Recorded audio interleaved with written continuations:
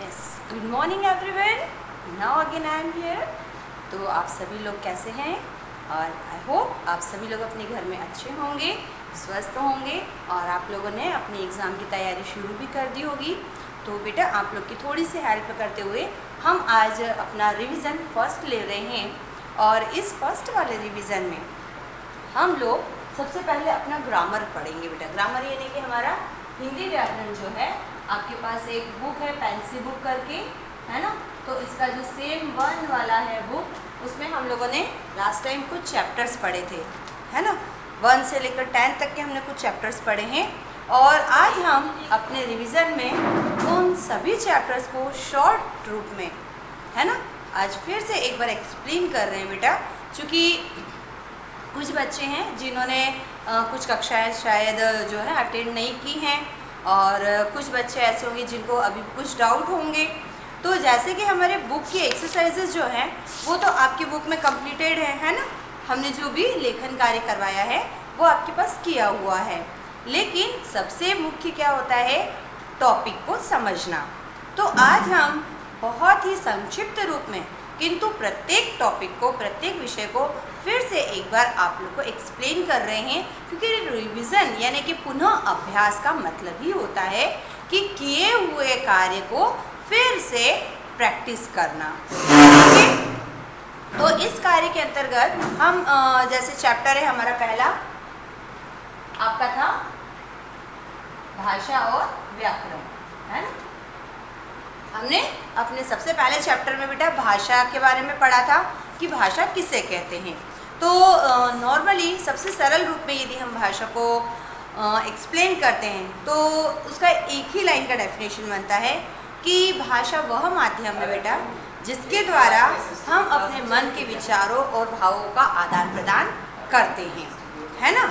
यही सही बात है।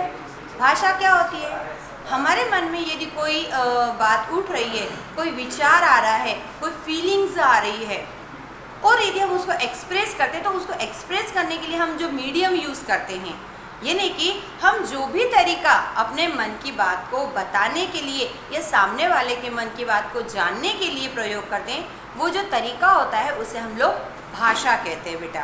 भाषा में फिर हम लोगों ने एक चीज़ पढ़ी थी कि भाषा के 3 प्रकार होते हैं। 3 प्रकार की भाषाएं बोली जाती है। एक होती है मौखिक, एक होती है लिखित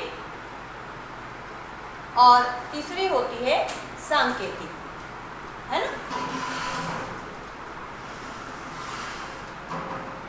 सांकेतिक। हमने इन 3 प्रकारों में क्या चीज जानी थी बेटा, देखिए भाषा का जो मौखिक रूप होता है, जब हम अपने मन की बात बोलकर या सुनकर समझते हैं या प्रकट करते हैं, तो वो वाला जो प्रकार या तरीका होता है वो होता है मौखिक भाषा। किंतु यदि हम अपनी बात को, अपने मन की बात को लिखकर या किसी के लिखे हुए को पढ़कर समझते हैं या बताते हैं, वो होती है आपकी लिखित भाषा। जैसे मैंने यहाँ पर बोर्ड पर लिखा है और आपने इसको समझा है, तो ये कौन सा प्रकार हो गया, लिखित भाषा हो गई। मैं सिर्फ यदि यहाँ पर नहीं लिखती और सिर्फ बोलती रहती और आप मेरी बात को समझते, तो वो होता हमारा मौखिक भाषा का प्रकार। तीसरा होता है बेटा सांकेतिक। सांकेतिक यानी जब हम अपने मन की बात को किन्हीं संकेतों के द्वारा, संकेत यानी कि इशारों के द्वारा समझाते हैं या किसी के संकेतों के द्वारा उसकी मन की बात को समझते हैं, वो कहलाता है बेटा सांकेतिक भाषा। जैसे आपने ट्रैफिक हवलदार को देखा होगा, जो पुलिस होता है, जो कि सिग्नल पे खड़े होते हैं, वो ज़्यादा कुछ बोलते नहीं हैं, या तो वो सीटी बजाते हैं या तो वो अपने हाथों से इशारे करते हैं और जितने भी वाहन चालक होते हैं वो समझ जाते हैं कि उन्हें क्या करना है ना। तो वो होता है सांकेतिक। फिर हमने इसी चैप्टर में पढ़ा था कि भाषा 3 प्रकार की होती है। कैसे होती है, ये उसके प्रकार हैं। देखिए, एक होती है आपकी मातृभाषा, दूसरी हमने पढ़ी थी राजभाषा और तीसरी थी हमारी राष्ट्रभाषा। चलिए अब मातृभाषा करने के तरीके हैं, लेकिन भाषा भी 3 प्रकार की होती है। कैसे? मातृभाषा, मातृ यानी माता। जो भाषा व्यक्ति या बच्चा अपनी माता से या अपने परिवार से सीखता है सबसे पहले, वो भाषा होती है मातृभाषा। जैसे कोई बच्चा यदि किसी बंगाली फैमिली में पैदा हुआ है तो वो अपने जन्म से लेकर जब तक वो भाषा बोलना सीखता नहीं है, वो जिस भाषा को सुनता है वो होती है बंगाली, तो उसके मुंह से जो शब्द भी पहला निकलेगा वो तो बंगाली में ही निकलेगा। कोई बच्चा यदि गुजराती परिवार से है बेटा, और जब वो धीरे धीरे बड़ा होता है जन्म लेने के बाद में 2 साल का 3 साल का, और जब उसके मुंह से शब्द निकलना शुरू होते हैं तो वो सबसे पहले कौन सी भाषा बोलता है? गुजराती, क्योंकि उसने हमेशा से वही भाषा सुनी है अपने घर में, तो वो वाली भाषा कहलाती है मातृभाषा। फिर दूसरी होती है राजभाषा। राज मतलब राजा द्वारा या पूरे राज्य में बोली जाने वाली या पूरे राज्य में प्रयोग की जाने वाली, उसे कहते हैं राजभाषा। राजकीय कार्यों में, राजकीय कार्य अर्थात प्रशासनिक कार्य या गवर्नमेंट या ऑफिशियल वर्क जो होते हैं, उस काम में जो भाषा प्रयोग की जाती है वो होती है आपकी राजभाषा।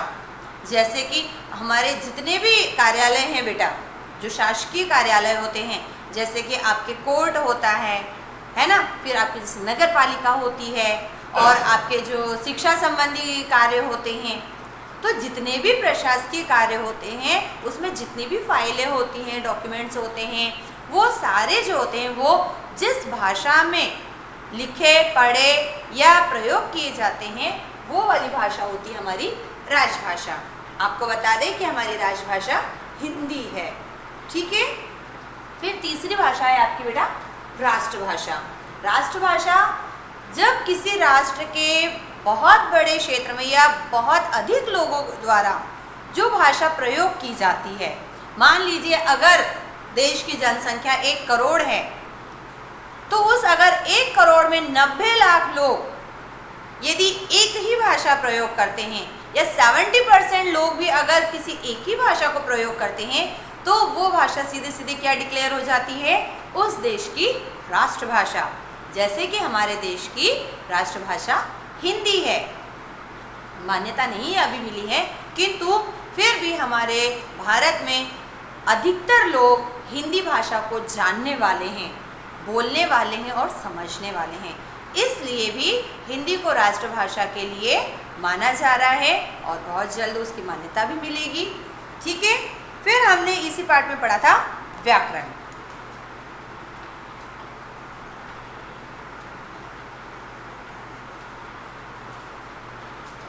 व्याकरण किसे कहते हैं? व्याकरण की बहुत सीधी सी परिभाषा हम आपको समझा देते हैं बेटा। व्याकरण वह शास्त्र है, शास्त्र मतलब पुस्तक, व्याकरण वह पुस्तक या ग्रंथ या शास्त्र है बेटा जिसके द्वारा हम किसी भी भाषा को शुद्ध रूप से बोलना, लिखना और पढ़ना सीखते हैं, है ना।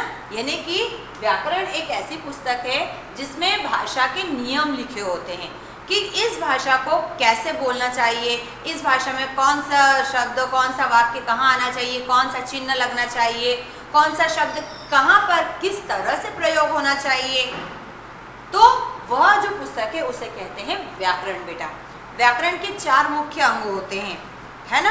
यानी कि अगर आप व्याकरण का भी अध्ययन कर रहे हैं तो उसको आप 4 पार्ट में करेंगे।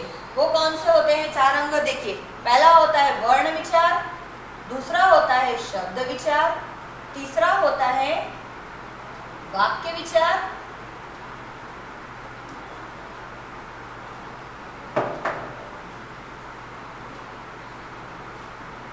और चौथा होता है बेटा अर्थ। कैसे? देख लीजिए, हम आपको बता देते हैं। व्याकरण को 4 भागों में या 4 हिस्सों में इससे बांटा बेटा क्योंकि किसी भी भाषा को समझने के लिए सबसे पहले उस भाषा के वर्ण का ज्ञान होना जरूरी है, फिर उन वर्णों को मिलाकर शब्द कैसे बनाते हैं वो ज्ञान होना जरूरी है।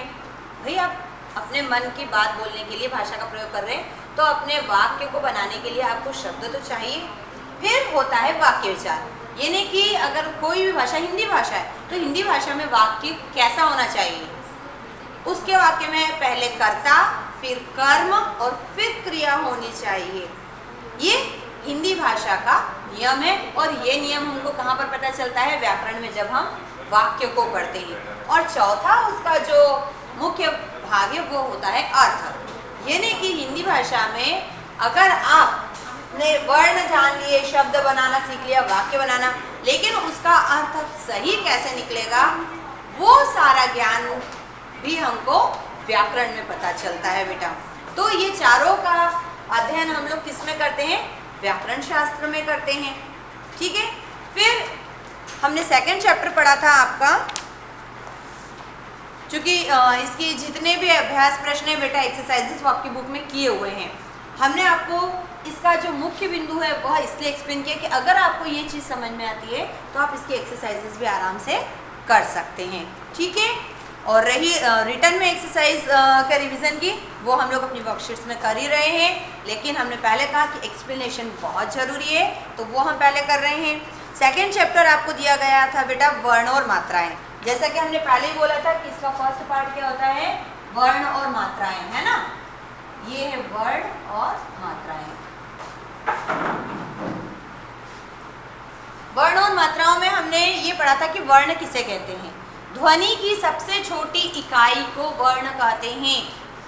ध्वनि की सबसे छोटी इकाई मतलब ध्वनि मतलब हमारे मुंह से जो सबसे पहली सबसे छोटी आवाज़ निकलती है उसे भी हम वर्ण ही कहेंगे। वर्ण मतलब जब हम मुंह से निकलने वाली आवाज़ को यदि लिख देते हैं, अ, ये हो गया वर्ण।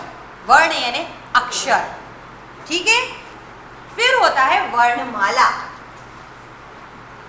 वर्णमाला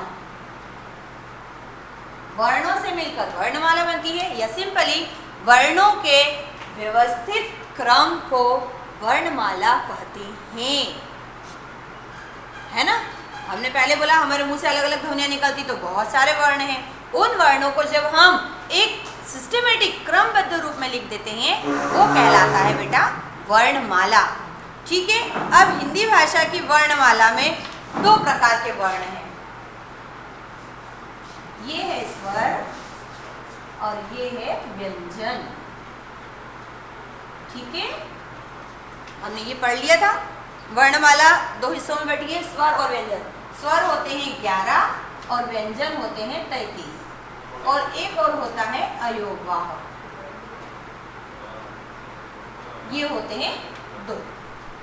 ठीक है, टोटल आपके हिंदी में वर्ण कितने हैं, 54, है ना। 54 वर्ण है बेटा। अब स्वर और व्यंजन को हम समझ लेते हैं कि स्वर किन्हें कहते हैं और व्यंजन किन्हें कहते हैं। स्वर बेटा जब आप हिंदी वर्णमाला में अक्षरों का प्रयोग करते हैं या वर्णों का प्रयोग करते हैं तो उसमें कुछ शुरू के ऐसे वर्ण होते हैं जिनको बोलने के लिए हमको किसी और दूसरे वर्ण की आवश्यकता नहीं होती। अ, आ, ई, उ, री, ए, ऐ, ओ, औ, ये जो 11 वर्ण हैं वो कैसे हमारे अ से लेकर औ तक के स्वर होते हैं, है ना।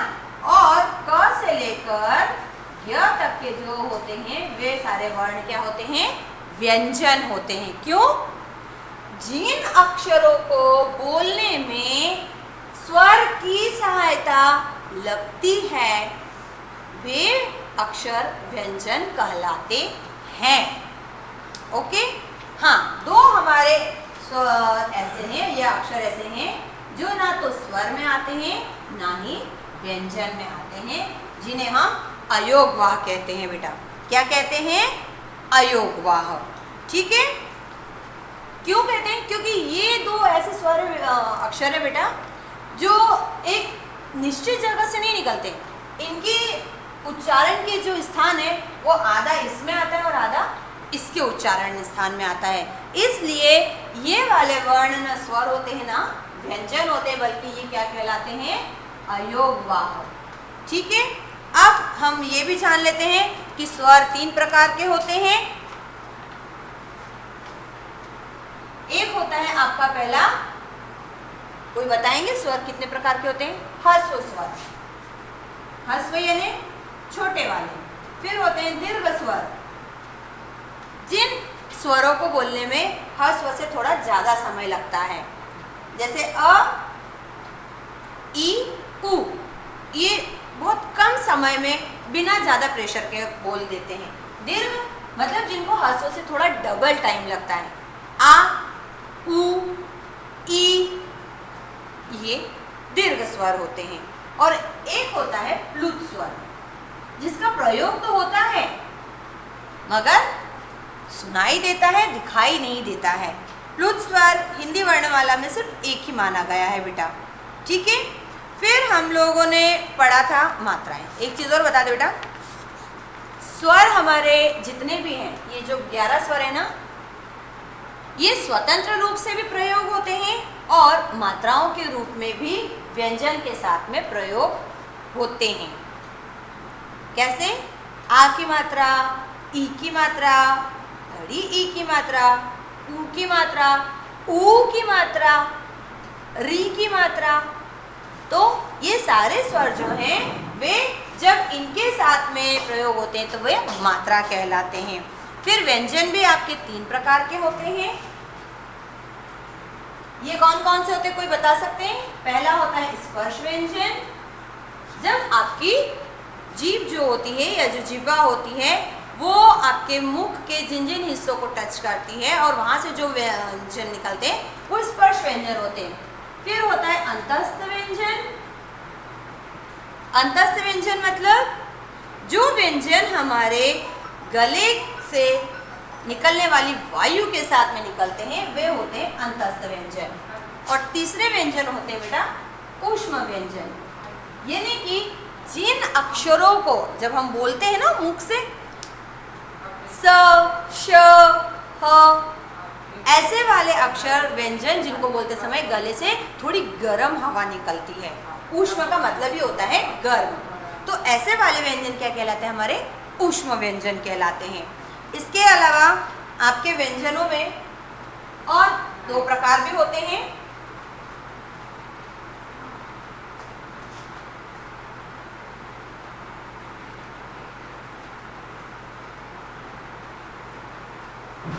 एक होता है बेटा संयुक्त व्यंजन। संयुक्त व्यंजन आप सभी ने पढ़ा है, जब 2 व्यंजनों को जोड़कर एक तीसरा व्यंजन बनता है। जैसे त धन र को लेकर बनता है त्र, क धन श को लेकर बनता है श, है ना। तो ऐसे वाला जो व्यंजन होते हैं वे क्या कहलाते हैं बेटा? संयुक्त व्यंजन। फिर हमारा होता है द्वित्व व्यंजन। द्वित्व व्यंजन का प्रयोग हम लोग बहुत बार करते हैं अपने भाषा में। जब कोई अक्षर, कोई व्यंजन 2 बार एक साथ प्रयोग होता है ना, तो वो वाला व्यंजन कहलाता है द्वित्व व्यंजन। जैसे डबल च होता है, डबल क होता है, जैसे आप लिखते हैं ना सच्चा, है ना। फिर या आप लिखते हैं पक्का, तो ये आपने क्या करा? द्वित्व व्यंजन का प्रयोग किया, ठीक है। चलिए, तो ये थे हमारे वर्ण और उनके प्रकार। फिर हमने तीसरे चैप्टर में पढ़ा था बेटा वाक्य और शब्द के बारे में।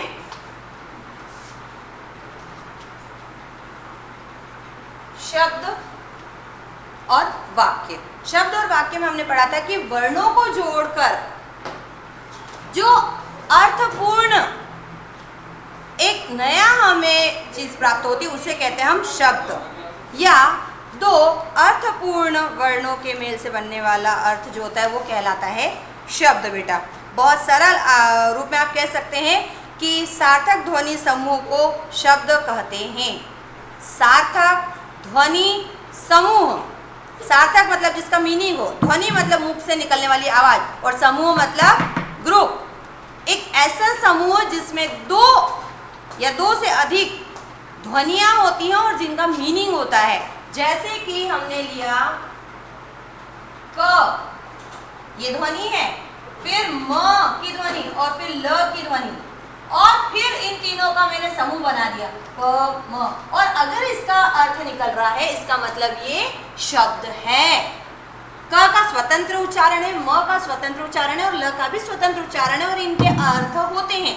जब इन अर्थपूर्ण ध्वनियों को मैंने समूह में बना दिया क म ल और उसका एक अर्थ निकल रहा है, मतलब ये जो समूह बना हुआ है वर्णों का ये कहलाता है शब्द।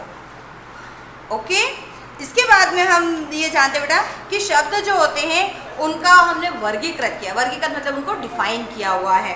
वो 3 प्रकार के होते हैं, उत्पत्ति के आधार पर, रचना के आधार पर और प्रयोग के आधार पर।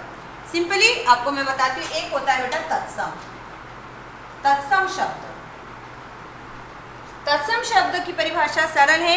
ऐसे शब्द बेटा जो संस्कृत भाषा से वैसे के वैसे ही हिंदी में भी प्रयोग किए जाते हैं, अर्थात वो संस्कृत में जैसे प्रयोग होते थे उनकी रचना में कोई अंतर नहीं आ रहा था, वैसे के वैसे ही वो हिंदी में भी प्रयोग कर लिए जाते हैं, तो वे शब्द कहलाते हैं आपके तत्सम। जैसे सूर्य होता है, अग्नि है ना, ये शब्द क्या हो जाते हैं हमारे तत्सम शब्द। किंतु एक होता है तद्भव शब्द। ऐसे शब्द जो संस्कृत में हैं लेकिन हिंदी भाषा में उनको लाते समय थोड़ा सा सरल कर लिया जाता है या उनका रूप थोड़ा सा परिवर्तित कर दिया जाता है, वे शब्द कहलाते हैं आपके तद्भव शब्द। जैसे धुआं, बताइए इसको संस्कृत में कहते हैं धूम्र, लेकिन धूम्र बहुत कठिन होता था तो उसको सरल करके हम जब हिंदी में बोलते हैं धुआं तो वो कैसा हो जाता है, तद्भव शब्द हो जाता है बेटा। फिर उसके बाद में जैसे आपका है दूध या घी, बताइए इनको यदि हम संस्कृत में बोलेंगे ना तो क्या होता है, घृत, दुग्ध। बट हमको कठिन था, जब हमने हिंदी भाषा बनाई तो हमको संस्कृत भाषा से ही बनी, तो कुछ शब्दों को हम सरल कर करके अपनी भाषा में प्रयोग करते चले गए और वे शब्द कहलाते गए हमारे तद्भव शब्द। ठीक है। फिर एक होता है देशज शब्द। ऐसे शब्द बेटा जो कि हमने अपने देश में स्वयं बनाए हुए हैं या केवल हम स्थानीय तौर पर बोलते हैं। ये नहीं हो सकता है कि कुछ ऐसे शब्द जो सिर्फ आपके एरिया में, आपके क्षेत्र में बोले जाते हो, आपके राज्य में बोले जाते हो, लेकिन किसी और जगह उसी देश में नहीं बोले जाते हो, ऐसे शब्द हमारे कहलाते हैं देशज शब्द। जैसे पगड़ी है ना, या फिर होता है आपका एक शब्द जैसे होता है लोटा। एक और कोई शब्द जैसे झाड़ू। ये कुछ ऐसे शब्द हैं जो हमने खुद ही अपने एक विशेष क्षेत्र में बस हम लोग ने बना लिए और हम प्रयोग करते हैं। जरूरी नहीं कि पूरे देश में सब ही लोग इन शब्दों को ऐसा ही प्रयोग करते हों। तो जो देश में बनाए गए और देश में ही प्रयोग किए जाते वे शब्द कहलाते हैं देशज। फिर एक होता है विदेशज। विदेशज यानी विदेश से आए हुए शब्द। भैया हमारी हिंदी भाषा की बड़ी अच्छी खासियत है कि वो क्या करती है, जितनी भी लोग आते हैं उनके साथ जितनी भाषा आती है उनके शब्द भी वो अपने अंदर एक्सेप्ट कर लेती है। धीरे धीरे वो प्रचलन में आ जाते हैं, इसीलिए हिंदी भाषा बहुत समृद्ध भाषा है। कुछ शब्द जैसे उर्दू के भी होते हैं, है ना, अरबी फारसी के भी होते हैं। कुछ शब्द हमने आजकल स्कूल आप बोलते हैं ना, ये शब्द क्या है, अंग्रेजी का है, लेकिन हमने ले लिया है। जैसे नॉर्मली आप पेंसिल, मैम पेंसिल को हिंदी में क्या कहते हैं, अक्सर बच्चे पूछते हैं मुझसे। पेंसिल को पेंसिल ही कहते हैं बेटा। क्यों? क्योंकि हमारे देश में तो पहले पेंसिल प्रयोग ही नहीं होती थी, है ना। तो हमारे लिए ये शब्द जहाँ से आया है वहाँ पेंसिल यूज होती थी, तो उस वस्तु के साथ में उसका नाम भी हमारे देश में आया और हम उसको वैसे का वैसे प्रयोग कर रहे हैं। एक जैसे आप शब्द इस्तेमाल करते हैं बेटा बाजार, ये भी हमारा भाषा का शब्द नहीं है, ये दूसरी भाषा से लिया गया है। क्यों? क्योंकि इसको बोलने वाले लोग जहाँ से आए थे वो अपने साथ अपने शब्द लेकर आए और धीरे धीरे यहाँ पर भी वो प्रचलित हो गए हैं। ठीक है। फिर इसके अलावा उत्पत्ति के आधार पर, अब रचना के आधार पर होता है आपके रूढ़ शब्द।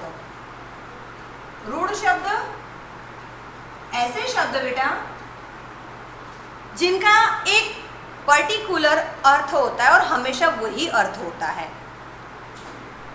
जिन शब्दों का किसी एक विशेष अर्थ के लिए प्रयोग किया जाए, मतलब उसका अर्थ और कुछ नहीं हो सकता है, ऐसा शब्द कहलाता है रूढ़ शब्द। जैसे लड़का, तो लड़का मैंने बोला इसका मतलब लड़का ही होगा, कभी भी किसी भी हालत में वो लड़की नहीं होगा। अगर मैंने कहा घर, तो घर का मतलब घर ही होगा, वो कभी भी स्कूल के लिए प्रयोग नहीं होगा, अस्पताल के लिए घर शब्द प्रयोग नहीं होगा। या फिर होता है दीवार, ये आपके घर में दीवार होती है ना, आप जहाँ पंखा चल रहा है उसको दीवार बोल सकते हैं क्या? नहीं, क्योंकि दीवार के लिए वो वाला शब्द है और जहाँ पर पंखा लगता है उसके लिए छत शब्द होता है, वो रूढ़ है, मतलब वो सिर्फ उसी के लिए प्रयोग होता है। फिर एक होता है यौगिक। यौगिक शब्द जो होते हैं बेटा, ऐसे शब्द होते हैं जो दो शब्दों को मिलाकर बनते हैं और उसका अर्थ एक नया शब्द देता है। जैसे आपका था पुस्तकालय, पुस्तक का मतलब होता है बुक और आलय का मतलब होता है घर। पुस्तक के घर को कहते हैं पुस्तकालय।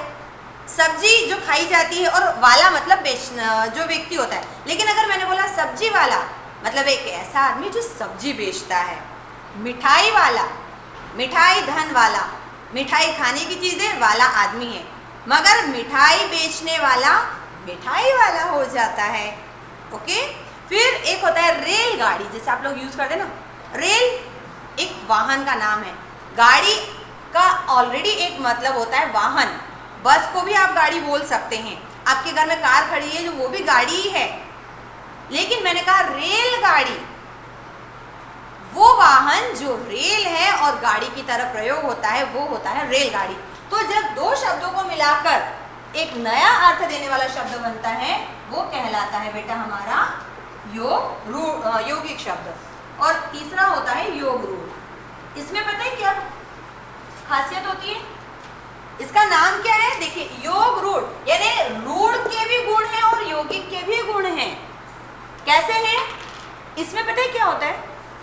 योग रूढ़ शब्द वे शब्द होते हैं बेटा जो लिखने में यौगिक की तरह होते हैं।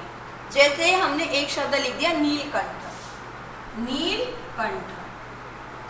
देखो, दो शब्दों से बना है, नील और कंठ। दिखने में यौगिक की तरह है और अर्थ में वो रूढ़ की तरह होता है। रूढ़ की तरह मतलब नीलकंठ का हमेशा एक ही अर्थ निकलता है, भगवान महादेव। क्यों? नीला है जिसका कंठ, नील धन कंठ, नीला एक रंग होता है और कंठ मतलब गला। नीले गले वाला व्यक्ति सिर्फ एक ही है, भगवान शंकर जी, है ना। फिर ऐसे एक शब्द आप लिखते हैं दशानन, दश आनन। दो शब्द है, 10 सिर वाला, लेकिन 10 सिर वाला सिर्फ एक ही व्यक्ति है आज तक दुनिया में पाया गया, वो थे रावण। ओके, यानी लिखने में दिखने में यौगिक की तरह और अर्थ में रूढ़ की तरह, इसलिए उसका नाम ही है योग रूढ़। ओके, चलिए फिर वाक्य बहुत सरल है। वाक्य हमने जाना था, वाक्य दो भाग में बटा होता है। एक होता है उद्देश्य और उसका दूसरा हिस्सा होता है विधेय। कैसे, वो जान लीजिए।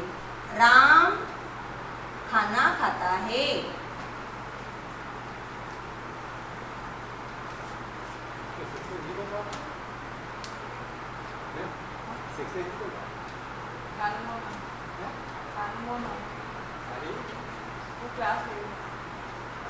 राम खाना खाता है, ये एक वाक्य है। वाक्य में जो मुख्य काम करने वाला पहला संज्ञा सर्वनाम शब्द होता है वो होता है बेटा हमेशा उद्देश्य, और उसके बाद में जो पूरा सेंटेंस बचा हुआ उस पर डिपेंडेंट होता है वो कहलाता है विधेय। तो वाक्य के सिर्फ दो अंग होते हैं, उद्देश्य और विधेय, और वाक्य इन्हीं दो लोगों से या दो अंगों से मिलकर बना होता है। ठीक है। इसके बाद में आपका चौथा वाला भाग है संज्ञा, है ना। तो संज्ञा को समझने से पहले एक बार इसको रीड कर लीजिए फटाफट।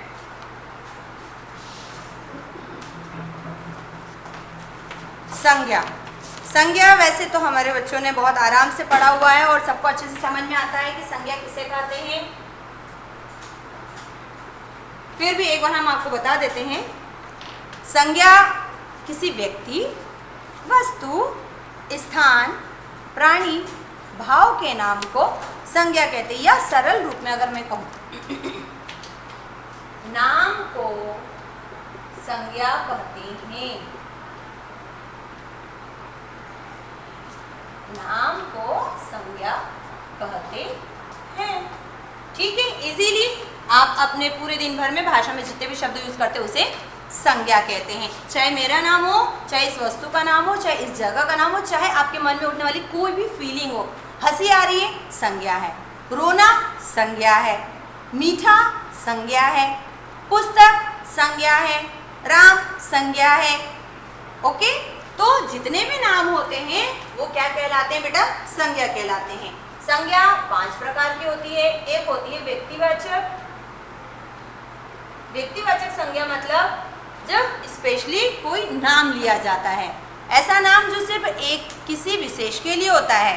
अकबर तो अकबर का ही नाम होगा, बीरबल का नाम अकबर नहीं हो जाएगा। खुशी तो वो खुशी का ही रहेगा, अथर्व का नाम खुशी नहीं रख सकते हैं। तो जितने भी नाम होते हैं, जैसे मैंने बोला आगरा, तो आगरा शहर आगरा ही रहेगा, खरगोन को हम आगरा नहीं बोल सकते हैं। या हिमालय, तो हिमालय पर्वत जो है उसी के लिए हम हिमालय शब्द प्रयोग कर सकते हैं। हम गंगा नदी के लिए तो हिमालय शब्द नहीं प्रयोग कर सकते हैं। यानी जब कोई पर्टिकुलर नेम किसी के लिए यूज किया जाता है वो होता है व्यक्तिवाचक। दूसरा होता है बेटा जातिवाचक। जातिवाचक जब कोई शब्द बेटा किसी पूरी जाति के लिए नाम के रूप में प्रयोग किया जाता है उसे कहते हैं जातिवाचक। जैसे मैंने कहा फूल, फूल में चंपा, चमेली, गुलाब, कमल, सारे फूल आ गए बेटा। या मैंने कहा जानवर, जानवर में सभी जानवर आ गए, 2 पैर वाले, 4 पैर वाले, सारे जानवर आ गए। हाँ, पक्षी बोलूंगी तो फिर अलग हो जाएगा, क्योंकि पक्षी का मतलब होता है उड़ने वाला। एक और जैसे मैंने बोला लड़का, तो लड़का क्या है? जाति है, उसमें सारे वही आएंगे जो लड़के हैं, उसमें फिर स्त्रीलिंग वाले शब्द या व्यक्ति नहीं आएंगे। ठीक है, फिर एक होता है आपका भाववाचक संज्ञा। भाववाचक संज्ञा में वे शब्द आते हैं बेटा जो हमारी फीलिंग को एक्सप्रेस करते हैं। जैसे बचपन, बच्चे में होता है ना? या खट्टी चीज में खटास होती है, मीठी चीज में मिठास होती है, या तीखी चीज में तीखापन होता है। तो जो गुण हमारे अंदर होते हैं या किसी व्यक्ति वस्तु में होते हैं, स्थान में जो होते हैं, वो सारे गुण, वो सारे भाव कहलाते हैं भाववाचक संज्ञा। चौथा है आपका द्रव्यवाचक। द्रव्यवाचक, द्रव्यवाचक संज्ञा में बेटा हम उन नामों को रखते हैं जो कि द्रव्य में होते हैं या जो धातुएं होती हैं, जैसे आपका दूध, दही, घी, है ना, या फिर चावल, या फिर सोना, चांदी, पीतल, जितनी भी तोल मोल की लंबाई चौड़ाई नापने वाली चीज़ें होती हैं, वे सारी चीज़ें जो द्रव्य रूप में होती हैं वे कहलाती हैं द्रव्यवाचक संज्ञा। और फिर होता है समुदायवाचक। वो सारे शब्द बेटा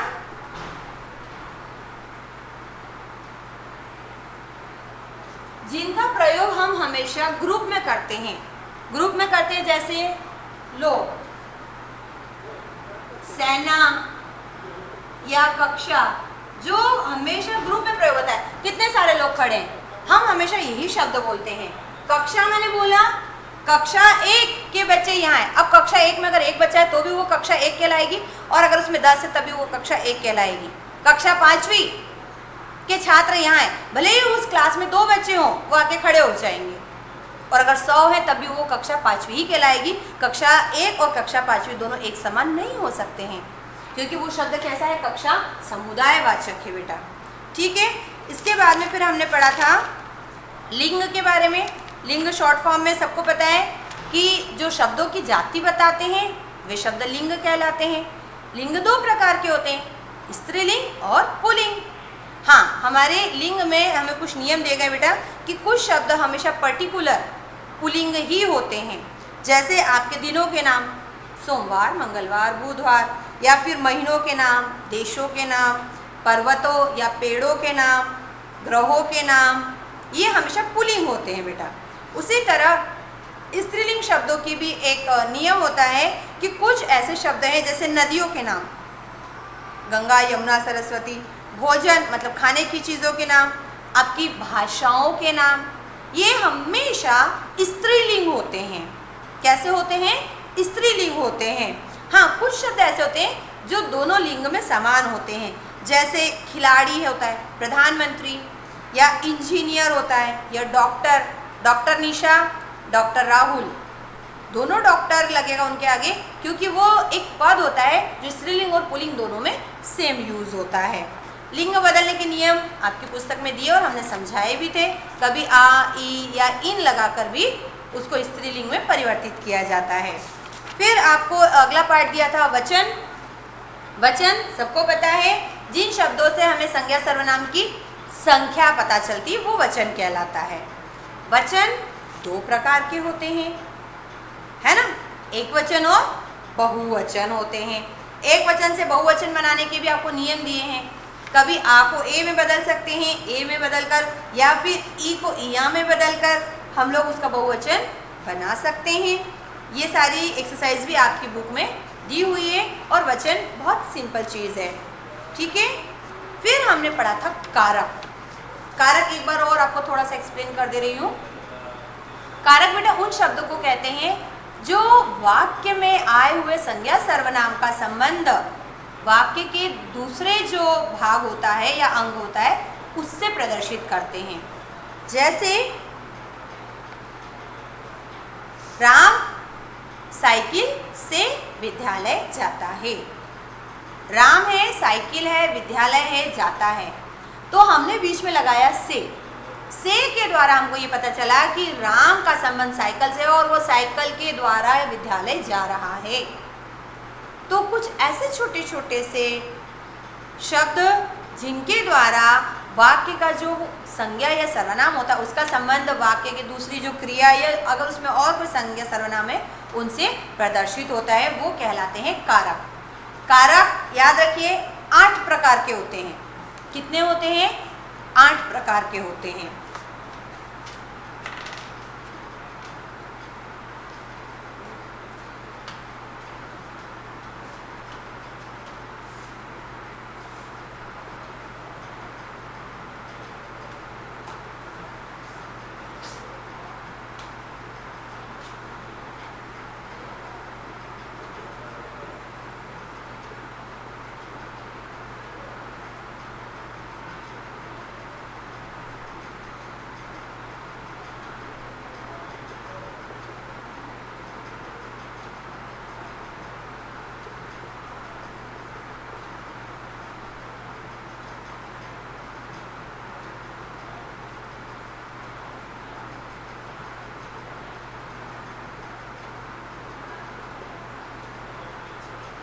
एक बार इन बिंदुओं को पढ़ लीजिए, फिर हम इसको आज यहीं पर खत्म करेंगे।